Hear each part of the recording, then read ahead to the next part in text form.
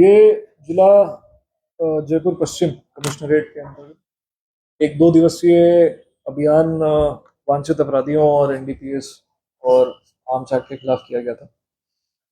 इस अभियान के अंतर्गत जो कार्रवाई हुई है उसमें कुल 118 स्थायी वारंटी या 299 सीआरपीसी के अंदर जो मुलजिम फरार थे उनकी गिरफ्तारी हुई है।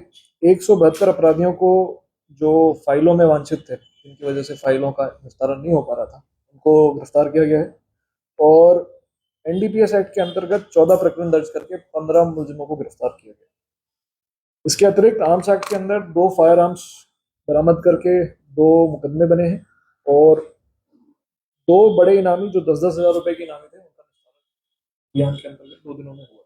पूरे अभियान के दौरान जिन 3 थानों की कार्रवाई शीर्ष पर थी वो क्रमशः हैं करधनी थाना, छोटवाड़ा थाना और चौमू थाना। इन तीनों के जो कार्रवाई थी वो बाकियों से अच्छी पाई गई थी एवं अन्य थानों ने भी अच्छी कार्रवाई करी, बट इनका इन तीनों से इन बाकियों से बाकी सबसे अच्छा माना गया। इसके अतिरिक्त मैं आपको बता दूं कि इस पूरी कार्रवाई के दौरान जो जिनका जिनका जिनकी गिरफ्तारी हुई है उनके उनसे विस्तृत पूछताछ की जाएगी और पूछताछ के दौरान अगर कोई ऐसी चीज आती है जिससे कोई डेवलप करके हम और कोई कार्रवाई कर सकते हैं तो उस पर भी कार्रवाई की जाएगी। साथ के साथ बता दें कि जयपुर पश्चिम ने पूर्व में भी अच्छी कार्रवाई करी है। पिछले 3 महीनों में जो कार्रवाई का आंकड़ा है उसमें एनडीपीएस में पिछले साल मार्च एंड तक 66 मुकदमे हुए थे, जो कि इस साल बढ़ के 104 मुकदमे हो गए और आर्म्स एक्ट के अंदर 45 मुकदमे थे जो बढ़ के 50 हो गए हैं और सेम 10% की वृद्धि जो है वो जुआ के खिलाफ कार्रवाई में भी देखी जा रही है। इसी तरीके से आने वाले दिनों में भी अभियान चलाकर जो स्थायी वारंटी है या जो बहुत टाइम से फरार चल रहे हैं इनामी अपराधी हैं उन पर शिकंजा कसा जाएगा और जो मूलभूत पुलिसिंग होती है, बेसिक पुलिसिंग होती है, उसके जो फैक्टर्स होते हैं उनको ध्यान में रखते हुए पुलिसिंग की जाएगी। तो आदतन जो अपराधी होते हैं वो बार-बार जेल में वापस के लिए इसका और आपका क्या? देखिए ऐसे में जो आदतन अपराधी होते हैं और जो इस तरीके की, तो हमने इस पूरे अभियान में हिस्ट्री शीटर्स की चेकिंग के भी अभियान को वो किया था। कुल 281 में से 243 हिस्ट्री शीटर्स को चेक किया गया है इन 2 दिनों में, उनको पाबंद भी करेंगे।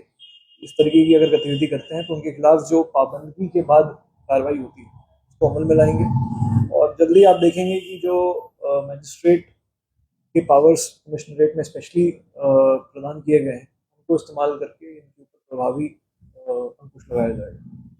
इसके अतिरिक्त जो हार्डकोर है उनको भी चेक किया गया है, तो आशा करते हैं कि जो एक क्राइम अभी तक कंट्रोल रहा है उसमें और कंट्रोल करके इसको और अच्छी दिशा में ले जाएंगे।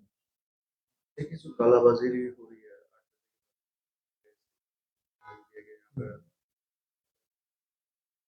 उसको लेकर के आपका क्या? क्योंकि ऐसे में सारे एसएचओस को सख्त निर्देश है कि 8 बजे के बाद किसी भी तरीके से कोई भी ठेका या कोई भी इस तरीके से शराब नहीं बेच पाए। ऐसे कहीं अगर आपके पास कोई सूचना आती है तो आप कंट्रोल को सूचना दे सकते हैं, या अगर आपके पास आप जितने तरीके से देना चाहें तो आप संबंधित थाना अधिकारियों या एसीपी या अपने उनके उच्च अधिकारियों को आप बता सकते हैं कि कहीं अगर अमूमन इस तरीके की रिपोर्ट चल रही है तो उसके ऊपर प्रभावी कार्रवाई। साथ के साथ एक चीज और देखने वाली है कि ये मुख्यतः कार्रवाई जो है 8 बजे के बाद ठेकों का नहीं खुलना, ये उनके लाइसेंस की शर्तों का उल्लंघन होता है। आबकारी विभाग को भी इस पे ध्यान रखना है, तो वो भी अपनी तरफ से कोशिश करते हैं। तो अगर ऐसी कोई सूचना है तो आप हमें दें, उसमें हम कार्रवाई देने वाले की जानकारी नहीं, वो गोपनीय रहेगी उसमें। तो तेज रफ्तार से जो गाड़ियां बिल्कुल एक्सीडेंट्स जो आप बता रहे हैं ये एक समस्या है, परंतु पिछले दिनों में जो चीज़ें जयपुर कमिश्नरेट में हुई हैं खास करके पश्चिम में, उसमें आंकड़ों में कमी आई है। एक्सीडेंट्स धीरे धीरे कम हो रहे हैं, थोड़ा समय लगेगा बट जो धीरे धीरे चीज़ें जो है बेहतरी की तरफ जा रही हैं। तो आई होप कि अगले 6-7 महीनों में जो हमने जैसे कट्स बंद करवाना चीज़ें हुई हैं उसको और आगे ले जाके और कमी लाएंगे।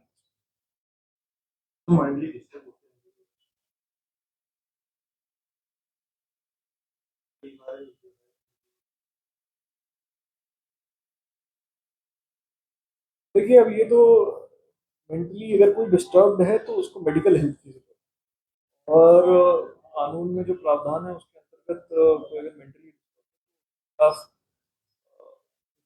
proved कि he is mentally disturbed and he is not in his right senses, तो उनको एक जनरल एक्सेप्शन का फायदा मिलता है और उनके खिलाफ कोई कानूनन अपराध बनता नहीं, अनलेस हम ये प्रूव कर पाए कि वो इस चीज़ को नकल कर रहे हैं ऐसा।